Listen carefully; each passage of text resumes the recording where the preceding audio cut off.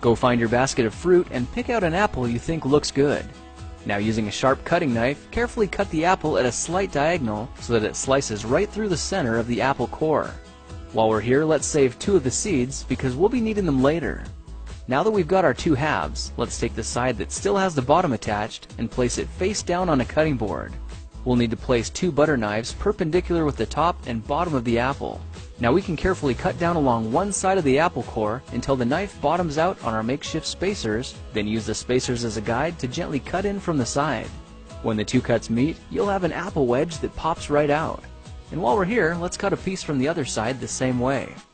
Now our goal with these is to cut out 3 more L-shaped wedges about 1/4 inch thick, and this time, rather than cutting in sideways toward your fingers, try turning the piece over so you can cut downward and meet the first cut at the bottom. Now with a little wiggle, a new apple wedge should break free. If you repeat the process 2 more times, then stagger the pieces back together, the effect is a beautifully layered wing.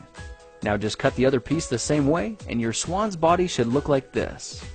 To make a place for the head, all we need to do is carefully cut into the front of the body and gently lift the pieces out to reveal a clean and fairly deep groove.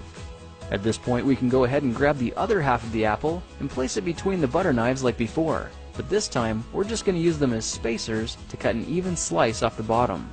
You can see that repeating this process 3 or 4 times gives us a nice variety of shapes and sizes. Now look for a piece that resembles a heart that's been slightly flattened on top. All it takes to form the swan head is 3 strategic cuts with a knife. I made 1 angled cut to form the head, a horizontal cut to form the neck, and 1 slanted cut at the bottom for the base. Now you should be able to see how this is coming together, and to clean it up a bit, just use your knife to round off the sharp edges. All that's left now is to place the apple seeds where you think the eyes should go, then use the side of a butter knife to press them firmly into position. When both eyes look good, simply drop the neck into place, and you're done. You've just created a beautiful and decorative apple swan. I spritzed mine with a bit of lemon juice to help prevent it from turning brown, then put it on display to show off for our dinner guests later that night. If you try using different apples, you'll get a nice contrast of colors, and every bird will look a little bit different. Well, now you know how to take any ordinary apple and turn it into a decorative and edible apple swan.